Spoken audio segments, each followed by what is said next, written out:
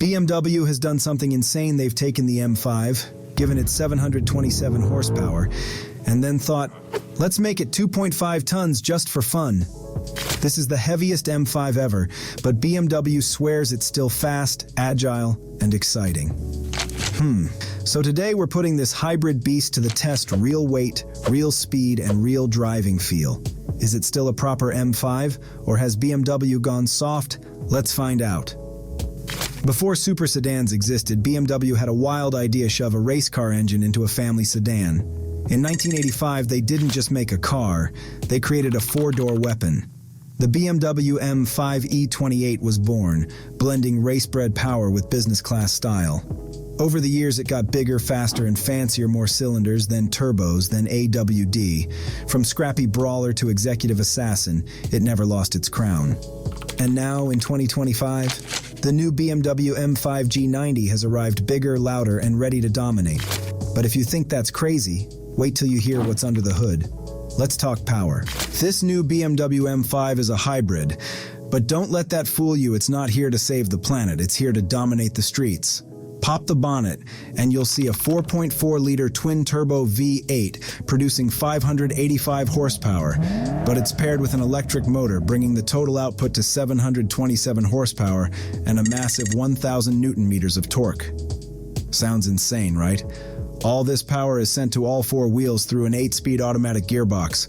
But here's the catch: BMW might not be telling us the full story. Is it actually making more power than they claim? Well, there's a major downside that everyone's talking about: the weight. And not just a little weight. This thing is a tank. With the hybrid system, battery, and electric motor on board, the car officially weighs 2,435 kilograms.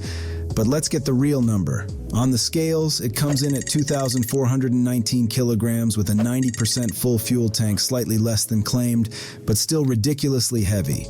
And weight isn't just a number.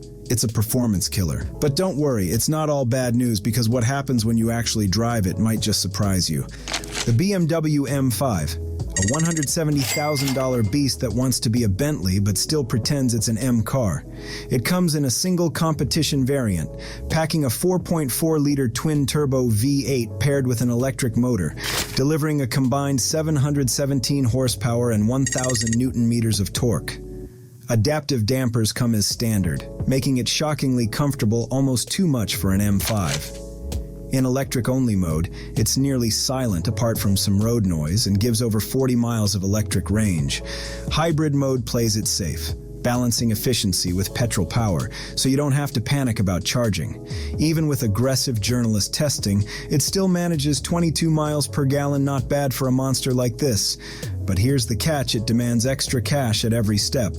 While it starts at around $142,000, this one sits at $170,000 thanks to the $25,000 Ultimate Pack, which adds some carbon fiber, adaptive cruise. Seriously, why isn't this standard? And a speed limit bump from 155 to 190 miles per hour, because obviously you're hitting 190 on your commute. And the best part? No gimmicks, just pure power. Hits hard, shifts fast, and BMW wasn't lying. And the best part? Unlike older BMWs, this beast lets me launch over and over again without throwing a tantrum. The power delivery? Instant power. No lag, no delay. The electric motor cancels out turbo lag, making this M5 launch like a rocket. But here's where BMW gets confusing: too many driving modes. You have Dynamic Plus, Dynamic Hybrid, Electric, and something mysterious called E-Control. What even is that? Then there are M1 and M2 buttons that let you save your favorite driving settings. You can adjust the engine, brakes, suspension, steering, and even four-wheel drive, like creating your own custom driving mode. And BMW didn't stop there. M Sound, Stability Control, and M Mode also change how the car drives. Sport Mode makes it more aggressive. Track Mode? It turns off the main screen, but only when the car is on. BMW, why make this so complicated? Just keep it simple. Anyway, before this gets even more confusing, let's check out the features that actually make sense. And the interior? Mostly premium, but cost-cutting shows up. The old M5 had full leather on the dash, now not so much. Soft touch materials mixed with some disappointingly cheap plastics, especially around the center console and lower dashboard. The buttons and stalks feel borrowed from cheaper BMWs, and while the M4 gets carbon fiber paddle shifters, the M5 settles for plastic. Even the gear selector feels less special than before. But step inside, and BMW reminds you who's boss. BMW wastes no time flexing two giant screens in your face, a 14.9-inch touchscreen and a 12.3-inch digital cluster, both running iDrive 8.5. It's crazy fast, packing wireless Apple CarPlay, Android Auto, 5G, and even over-the-air updates, because now even your car needs software updates. Thankfully, BMW kept actual buttons for the AC, so you're not stuck poking a screen just to cool down. And the HUD straight out of a fighter jet, flashing your speed, gear, and shift points on the windshield. Grab the M steering wheel, and it's all business. Thick, leather-wrapped, heated, and stitched in M colors. Behind it, aluminum shift paddles, but no carbon fiber. That's for the M4, apparently. The M Sport seats? They grip you like they're scared to lose you, with lumbar, thigh support, ventilation, and even a massage function. And just to flex, BMW made the M logo on the headrest glow, because why not? If it's an M car, it better remind you every second. Luxury? It's still here. The optional panoramic sunroof opens up the cabin, while the Bowers & Wilkins Diamond surround sound system pushes out 1,400 watts through 16 speakers, perfect for blasting exhaust notes even in EV mode. And speaking of EV mode, this M5 has a trick up its sleeve. It can run up to 25 miles on electric power alone. That means you can roll through the city in silence before unleashing the beast. The new BMW M5 is impossible to ignore. Whether it's sitting in a company car park or lined up against electric rivals, it stands out with pure aggression. Compared to an electric BMW 5 Series, even the i5 M60, the M5 looks far more imposing. It boasts a massive illuminated M-style grille, a huge lower front bumper with real air intakes, and an overall bold presence. On the side, you get 20-inch alloy wheels at the front and 21-inch at the rear, along with signature M-style mirrors. There's even an option for a carbon fiber roof. At the back, you'll find an M5 badge on the pillar, a wild diffuser-like element, and quad exhaust pipes, all screaming performance. And inside, there's even more to unpack. But here's the thing. While these bespoke features make it unique, they don't necessarily make it better looking. In fact, this might just be the least attractive, or dare we say, the ugliest M5 ever made.